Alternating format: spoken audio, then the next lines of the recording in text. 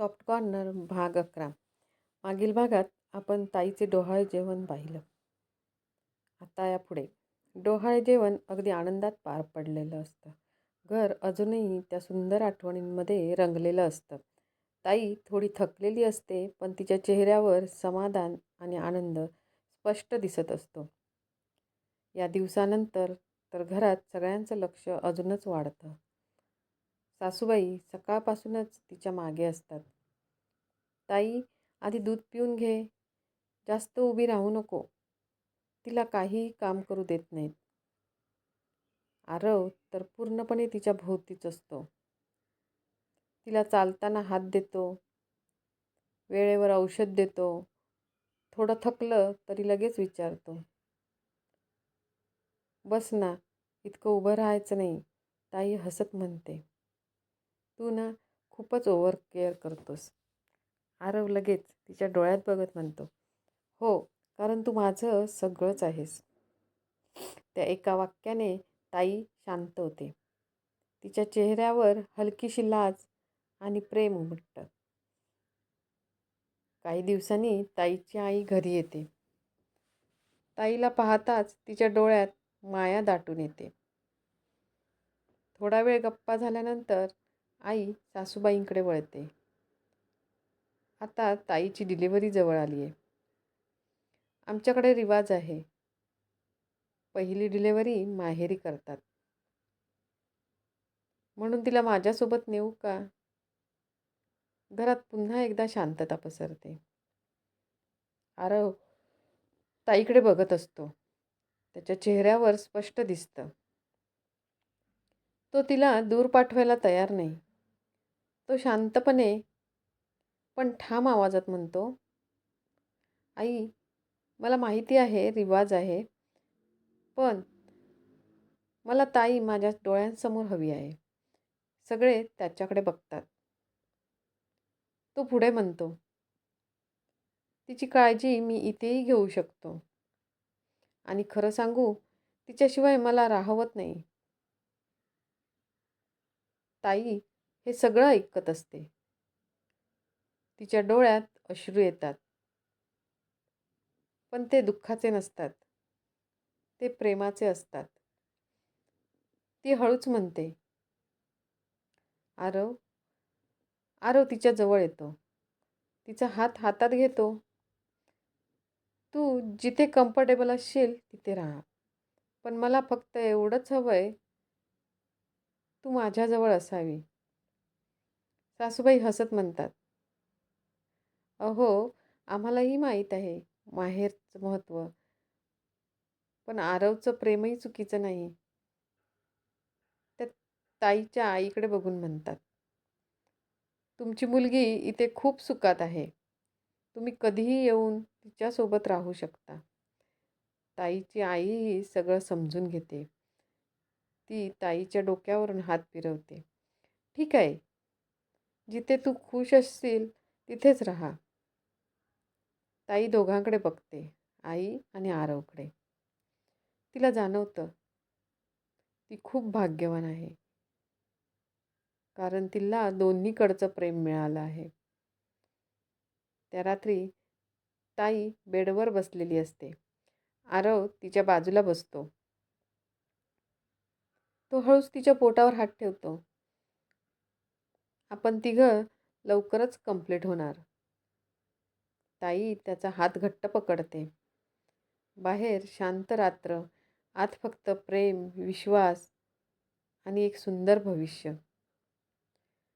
दिवस पुढे सरकत होते. ताईचा 9वा महिना सुरू झाला होता. घरात सगळे अजूनच अलर्ट झाले होते. सासूबाई प्रत्येक गोष्ट वेळेवर पाहत होत्या आणि आरव तर तिच्या सावलीसारखा सोबत असायचा. ताई आता जास्त चालत नसे. हळूहळू चालायची. बसताना, उठताना आरव तिचा हात धरायचा.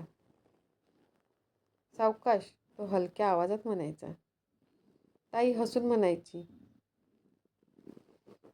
मी ठीक आहे. तू जरा जास्तच घाबरतोयस. आरव तिच्याकडे बघून फक्त एकच म्हणायचा, कारण तुम्ही दोघं माझं सगळं आहात. एका रात्री सगळे झोपलेले असतात. बाहेर हलका पाऊस सुरू असतो. ताई झोपायचा प्रयत्न करत असते, पण तिला अस्वस्थ वाटायला लागतं. ती हलकं वळते आणि अचानक तिच्या पोटात दुखायला लागतं. ती डोळे घट्ट मिटते. आरव, ती हळू आवाजात म्हणते. आरव लगेच जागा होतो. काय झालं, ठीक आहेस ना? ताई त्याचा हात घट्ट पकडते. आरव, दुखतंय. त्याच्या चेहऱ्यावर भीती दिसते. आई, तो जोरात आवाज देतो. सासूबाई आणि सगळे धावत येतात. काय झालंय? दुखतंय म्हणते. ताईचा श्वास वाढलेला असतो. ती वेदना सहन करत असते. सासूबाई लगेच म्हणतात, बहुतेक कळा सुरू झाल्या. लवकर तयार व्हा. रात्रीचा गडद शांत वेळ. घड्याळात साधारण 2 वाजलेले. ताईला वेदना सुरू झाल्यानंतर घरात सगळेच धावपळीत होते. सासूबाई पटकन बॅग तयार करतात. कपडे, रिपोर्ट्स, औषधं. आरव एकीकडे घाईत कार काढतो. पण त्याच्या हातात हलकीशी कंप असते. ताईला सावधपणे कारमध्ये बसवलं जातं. ती सीटला टेकलेली. तिचा श्वास जड, कपाळावर घाम. आरव तिच्या बाजूला बसतो. तिचा हात घट्ट पकडतो.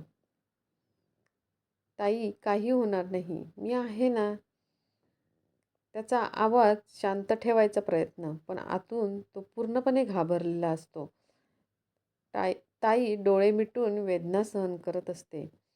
मधूनच ती त्याचा हात अजून घट्ट पकडते. आरव, सोडू नकोस. तो लगेच म्हणतो, कधीच नाही. हॉस्पिटलमध्ये पोहोचल्यावर गाडी थांबताच स्टाफ लगेच स्ट्रेचर घेऊन येतात. ताईला हळूच बाहेर काढलं जातं. ती अजूनही वेदनेत असते. आरव तिच्यासोबत धावत आत जातो. रिसेप्शन, पेपरवर्क सगळं खूप वेगाने चालू असतं. पण त्याला सगळं धूसर दिसत असतं. नर्स ताईला ओटीकडे घेऊन जात असते. आरव तिच्यासोबत चालत असतो. तो तिचा हात सोडत नाही. दरवाजावर जवळ येताच नर्स थांबवते. इथून पुढे तुम्ही येऊ शकत नाही. तो क्षण ताई आणि आरव दोघे एकमेकांकडे बघतात. ताईच्या डोळ्यात भीती, आरवच्या डोळ्यात अश्रू. ती हळू आवाजात म्हणते, आरव, मला भीती वाटतीये. आरव तिच्या जवळ येतो. तिच्या कपाळावर हलकासा हात ठेवतो. मी बाहेरच आहे. एक सेकंदासाठी सुद्धा दूर जाणार नाही. तू फक्त स्ट्रॉंग राहा, आपल्या बाळासाठी. ताईच्या डोळ्यातून अश्रू उगळतात. ती त्याचा हात शेवटच्या क्षणापर्यंत पकडून ठेवते आणि हळूच सोडते. ओटीचा दरवाजा हळूच बंद होतो. आरव तिथेच उभा राहतो. डोळे त्या दरवाजावर खिळलेले. त्याच्या छातीत धडधड वाढलेली. तो मागे सरकतो, भिंतीला टेकतो आणि पहिल्यांदाच त्याच्या डोळ्यातून अश्रू वाहायला लागतात. बाहेर सगळे बसलेले. सासूबाई हात जोडून प्रार्थना करत असतात. बाबा शांत पण तणावात. आरव इकडून तिकडे फिरत. प्रत्येक सेकंद खूप जड वाटत असतो. तो सतत मनात म्हणत असतो, देवा, ताईला काही होऊ देऊ नकोस. त्या बंद दरवाजापलीकडे ताई एक नवं जीवन जगात आणण्यासाठी लढत असते. आणि बाहेर आरव तिच्यासाठी जग थांबवल्यासारखा उभा असतो. तो क्षण जिथे प्रेम, भीती, आशा आणि प्रार्थना सगळं एकत्र येतं. ओटीमध्ये वातावरण तणावपूर्ण. ताई खूप थकलेली पण अजूनही प्रयत्न करत असते. डॉक्टरांचा शांत आवाज येतो. Almost there. अजून थोडं. ताई डोळे घट्ट मिटते. तिच्या मनात फक्त एकच विचार. माझं बाळ सुरक्षित असावं. तिचा श्वास वेगाने चाललेला. कपाळावर घाम. हात घट्ट पकडलेले. नर्स तिच्याजवळ येऊन म्हणते, एक शेवटचा प्रयत्न तुम्ही करू शकता. ताई पूर्ण ताकद लावते आणि अचानक हवेतील शांतता एका छोट्याशा गोड आवाजाने तुटते. बाळाचा पहिला रडण्याचा आवाज. तो आवाज इतका निरागस की त्या क्षणी सगळा त्रास, सगळ्या वेदना जणू विरघळून जातात. मुलगी झाली आहे, डॉक्टर हसत म्हणतात. कॉंग्रॅच्युलेशन्स, मुलगी झाली आहे. नर्स बाळाला हळूच उचलते. छोटंसं, गुलाबी, लहान हात, लहान पाय, डोळे मिटलेले. ताई थकलेल्या अवस्थेत डोळे उघडते. मुलगी, ती हळूच म्हणते. तिच्या डोळ्यात आनंदाश्रू येतात. नर्स बाळाला ताईच्या जवळ आणते. ताई थरथरत्या हाताने तिच्या गालाला स्पर्श करते. बाळ हलकं हालचाल करतं. ताईच्या चेहऱ्यावर एक शांत स्मित उमटतं. आई झाल्याचं समाधान. ती हळू आवाजात म्हणते, माझी परी. बाहेर आरव बेचैन उभा. अचानक आतून बाळाचा आवाज ऐकू येतो. तो एकदम थबकतो. त्याच्या डोळ्यात पाणी दाटतं. देवा, धन्यवाद.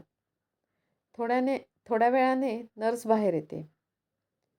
कॉंग्रॅच्युलेशन्स, मुलगी झाली आहे. आरवच्या चेहऱ्यावर एकदम आनंद फुलतो. तो हात पुढे करतो. नर्स बाळ त्याच्या हातात देते. तो थरथरत्या हाताने तिला उचलतो. इतकी छोटी, इतकी नाजूक. त्याच्या डोळ्यातून अश्रू वाहायला लागतात. माझी मुलगी. आरव आत जातो. ताई बेडवर थकलेली पण आनंदी. तो तिच्या जवळ बसतो. ताई बघ, आपली मुलगी. ताई हळूच तिच्याकडे बघते. दोघांच्या डोळ्यात अश्रू. ती म्हणते, तुझ्यासारखी दिसते. आरव हसतो. नाही, तुझ्यासारखी असेल तर परफेक्ट. त्या छोट्याशा बाळाने ताईला आई बनवलं, आरवला बाबा बनवलं आणि त्यांच्या आयुष्याला पूर्णत्व दिलं त्या क्षणी. 3 हृदय एकमेकांशी कायमची जोडली जातात. सासूबाई हळूच तिच्या कपाळावर हात फिरवतात. देव तुला सुखी ठेवो. बाबा तिच्याकडे बघून म्हणतात, ही तर आमच्या घरची लक्ष्मी आहे. आरव अजूनही बाळाला हातात धरून असतो. त्याची बहीण त्याच्याकडे येते. दादा, मला दे ना थोड्या वेळासाठी. आरव हसतो. हळू, खूप नाजूक आहे. ती बाळाला हळूच हातात घेते. तिच्या डोळ्यात प्रेम भरलेलं असतं. माझी भाची. आता पुढे काय होते ते पुढच्या भागात बघूया. कथा कशी वाटली ती कमेंटमध्ये नक्की सांगा आणि आवडली असल्यास सबस्क्राईब आणि लाईक जरूर करा.